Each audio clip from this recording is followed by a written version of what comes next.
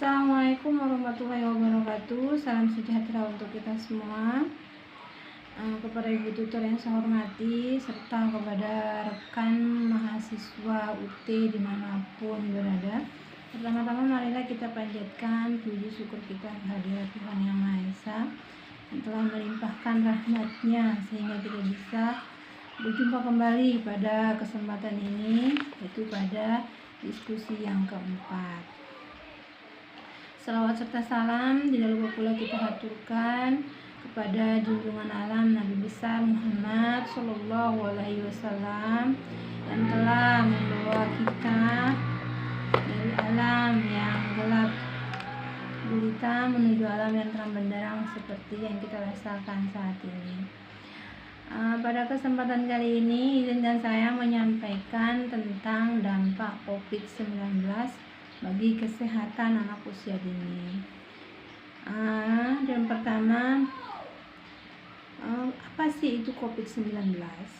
COVID-19 ini merupakan virus disiase 2019 atau yang biasa disingkat dengan COVID-19 yang merupakan penyakit menular yang disebabkan oleh SARS-CoV-2, salah satu jenis coronavirus yang menyerang sistem pernapasan. Tak hanya pada orang dewasa, infeksi virus corona juga bisa menyerang anak-anak.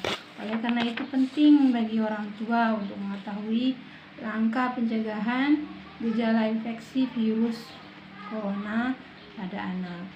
Nah, meski gejalanya relatif ringan, COVID-19 ini pada anak tetap harus diwaspadai. Karena pada kondisi tertentu, anak yang terinfeksi virus corona juga dapat mengalami long haul COVID-19, yaitu kondisi di mana anak akan merasakan gejala dalam waktu yang lebih lama. Tak hanya itu, anak yang menderita COVID-19 juga beresiko menularkan virus corona pada orang-orang di lingkungan sekitarnya, tak terkecuali anggota keluarga dan teman bermainnya. Nah, anak yang menderita COVID-19 cenderung mengalami gejala yang lebih ringan atau bahkan tanpa gejala. Hal ini diduga terjadi karena pada anak-anak kelenjar timus sebagai sistem imun tubuhnya masih bekerja secara maksimal. Nah, apa sih gejala-gejalanya COVID-19 pada anak? Nah, gejala-gejala COVID-19 pada anak itu yang pertama demam, sakit kepala, batuk, sakit tenggorokan, pilek atau hidung tersumbat, nyeri otot, kehilangan kemampuan perasa, dan pembau. Nah, lalu bagaimana cara penyebaran COVID-19?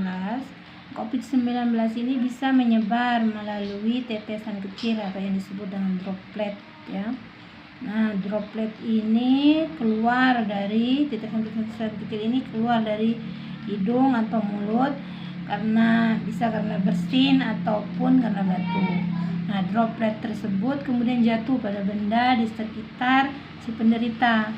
Kemudian jika ada orang lain yang menyentuh benda yang sudah terkontaminasi dengan droplet tersebut, lalu orang tersebut menyentuh mata, hidung ataupun mulutnya atau sekitaran wajah, maka orang itu dapat terinfeksi COVID-19.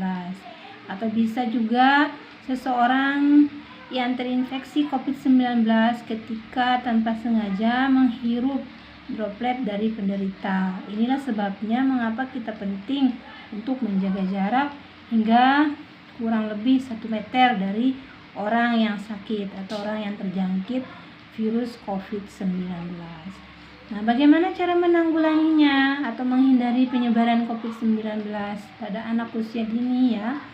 Yang pertama, kita bisa mengajarkan cara mencuci tangan kepada anak, yaitu menggunakan air mengalir dan sabun, dimana mencuci tangan setidaknya dilakukan selama 20 detik.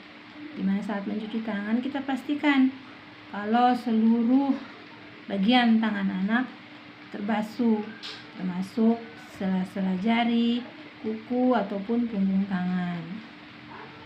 Nah, kita biasakan anak-anak mencuci tangan secara teratur, terutama sebelum makan atau sesudah makan, setelah menyentuh hewan, serta setelah batuk ataupun bersin.